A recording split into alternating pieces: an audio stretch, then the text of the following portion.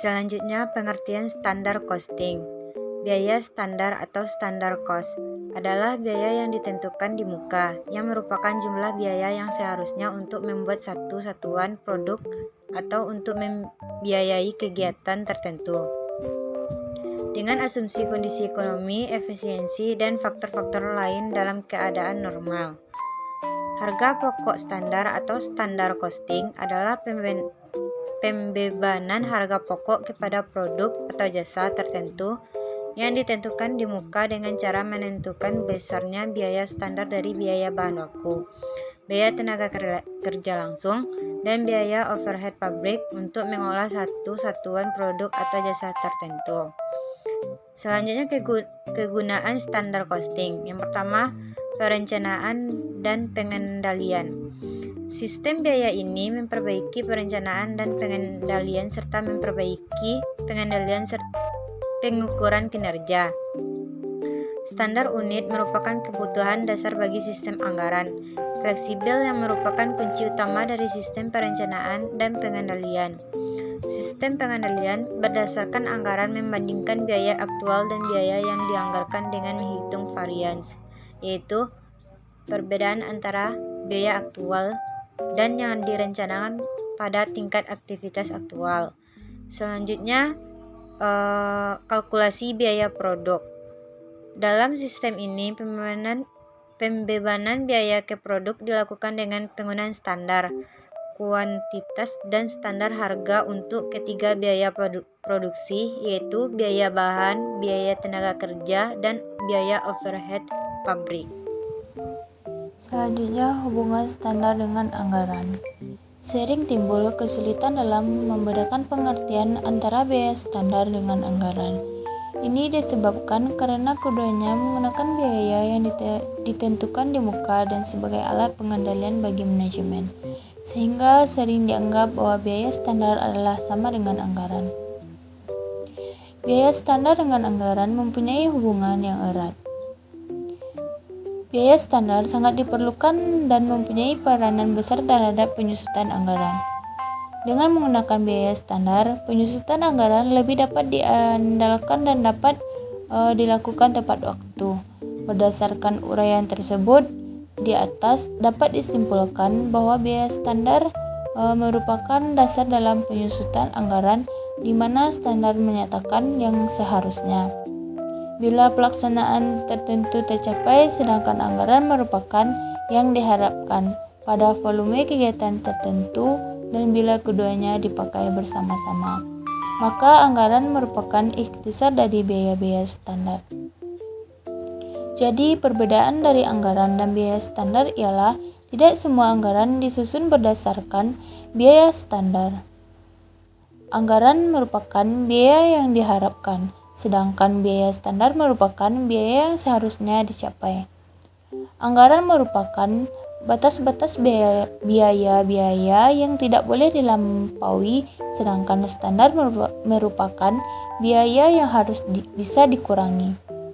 Anggaran umumnya disusun untuk setiap bagian perusahaan, sedangkan biaya standar umumnya untuk biaya produksi saja.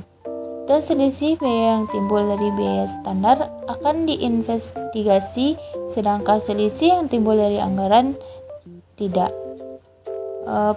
Penentuan harga pokok standar dibagi menjadi 3 bagian.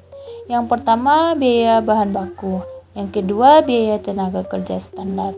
Dan yang ketiga, biaya overhead pabrik standar. Ada 3 jenis-jenis standar. Yang pertama, standar teoritis. Standar teoritis disebut juga dengan standar ideal atau standar teknis, merupakan suatu standar pada kondisi operasi yang sempurna, di mana semua pelaksanaan dan fasilitas dapat bekerja dengan tingkat yang paling efisien. Standar ini umumnya tidak digunakan untuk mengukur kinerja prestasi suatu pelaksanaan, tetapi hanya digunakan sebagai dasar untuk menetapkan standar yang realistis. Yang kedua, standar dasar disebut juga dengan standar histori, adalah suatu standar yang didasarkan pada informasi masa lalu. Standar ini memberikan kerangka kerja untuk membandingkan kinerja dari beberapa periode. Standar ini sering disebut sebagai standar jangka panjang, long range standard, karena sekali ditetapkan tidak akan diubah untuk beberapa periode. Manfaat standar ini relatif sangat terbatas untuk pembuatan keputusan dan penyusunan anggaran. Kebaikan standar ini adalah relatif murah. Dan yang ketiga, standar pelaksanaan terbaik yang dapat dicapai, currently attainable standard, adalah suatu standar yang didasarkan pada kondisi operasi yang efisien. Standar ini telah memperhitungkan hambatan-hambatan yang tidak dapat dihindari terjadinya, seperti waktu untuk memelihara fasilitas, waktu istirahat, dan faktor-faktor kelelahan karyawan. Standar ini merupakan standar yang realistis dapat dicapai oleh pelaksanaan yang bekerja dengan efisiensi tinggi, sehingga merupakan tingkat kinerja yang banyak digunakan dalam praktik. Standar ini sering disebut standar normal. Lanjut ke pembahasan tentang target costing. Target costing adalah metode perencanaan laba dan manajemen biaya yang difokuskan pada produk dengan mempertimbangkan proses manufaktur. Sehingga target 12 costing ini digunakan oleh perancang sebelum produk dan proses desain dilakukan untuk mencapai tujuan perbaikan usaha pada pengurangan biaya manufaktur produk di masa depan. Target costing digunakan selama tahap perencanaan dan menuntun dalam pemilihan produk dan proses desain yang akan menghasilkan suatu produk yang dapat diproduksi pada biaya yang diizinkan dan pada suatu tingkat laba yang dapat diterima serta memberikan perkiraan harga pasar produk.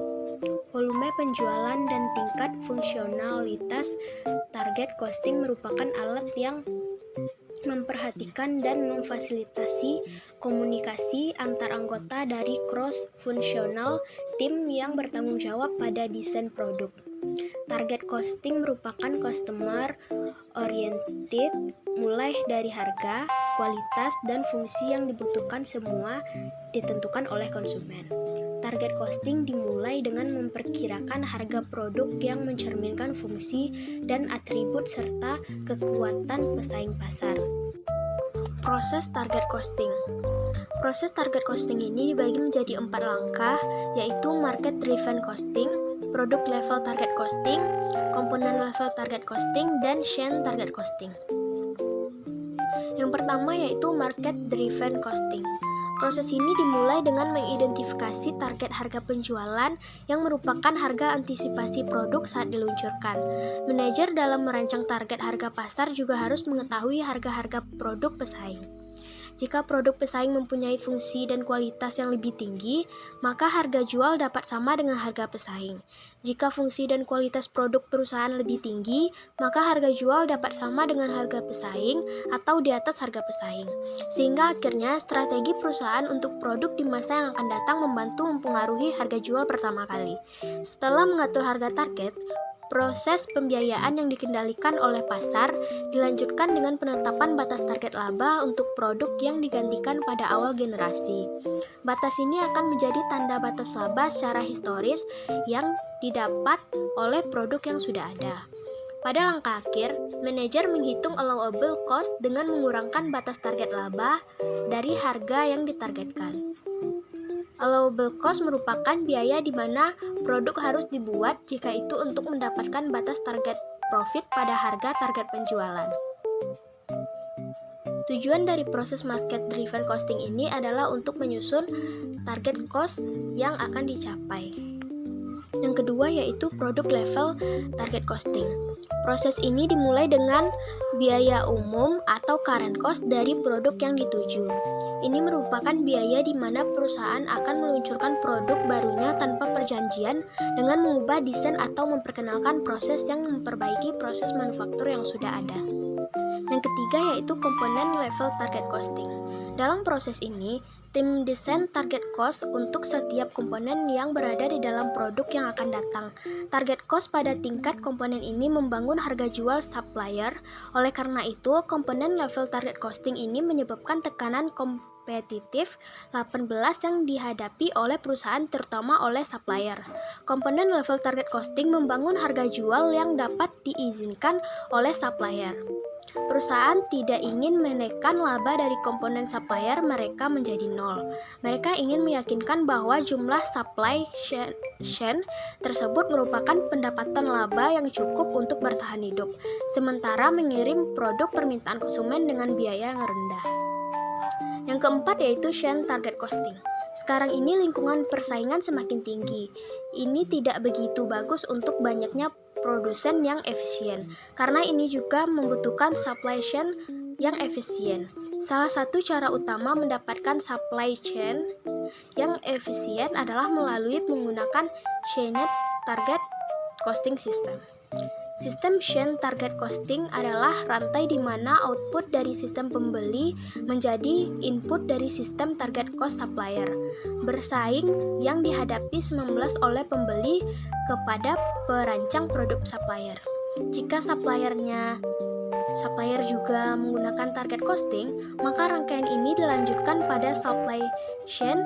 Dengan cara ini, rangkaian sistem target cost memindahkan tekanan bersaing untuk mengurangi biaya dari pembeli kepada supply chain, sehingga membuat jumlah rantai menjadi lebih efisien.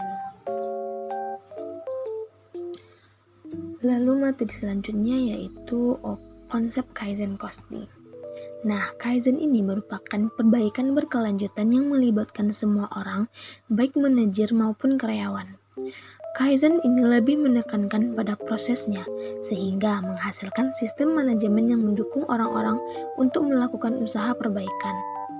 Sistem Kaizen costing ini menjadi lebih efektif bila sasaran pengurangan biaya telah ditetapkan. Kaizen costing lebih memfokuskan pada proses produksi dan bertujuan untuk mengeliminasi aktivitas yang tidak bernilai tambah yang terjadi pada proses produksi. Kaizen costing menentukan strategi perusahaan untuk mengurangi biaya produksi. Oleh karena itu, fokus dan pelaksanaan Kaizen costing setiap perusahaan berbeda-beda, misalnya dengan melakukan pengurangan tenaga kerja atau dengan pengendalian bahan baku dan sebagainya. Ada 3 model analisis selisih biaya produksi. Yang pertama ada analisis 1 selisih, analisis 2 selisih, dan analisis 3 selisih. Di mana? Yang pertama yaitu one way analysis, analisis 1 selisih. Di mana pada metode ini, selisih antara biaya standar dengan biaya sesungguhnya digabungkan antara selisih harga dan selisih kuantitas. Jadi, dalam selisih biaya produksi hanya akan dijumpai 3 selisih, yaitu selisih biaya bahan baku, selisih biaya tenaga kerja langsung, dan selisih biaya overhead pabrik. Lalu selanjutnya adalah analisis 2 selisih, di mana dalam analisis ini akan dipisahkan menjadi 2 macam selisih, yaitu selisih harga dan selisih kuantitas. Lalu yang ketiga metode analisis 3 selisih. Dalam metode ini, selisih antara biaya standar dengan biaya sesungguhnya akan dipecah menjadi 3 macam selisih, yaitu selisih harga, selisih kuantitas, dan selisih gabungan.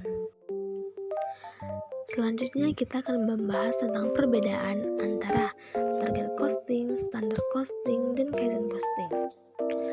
Biaya target adalah biaya yang ditentukan yang merupakan perkiraan biaya yang mampu dibayar oleh konsumen. Kalau target costing ialah metode penetapan biaya target. Jadi biaya target dapat dirumuskan dengan target harga dikurang dengan target laba. Jadi perusahaan itu harus merancang produk dengan biaya yang tidak melebihi biaya target.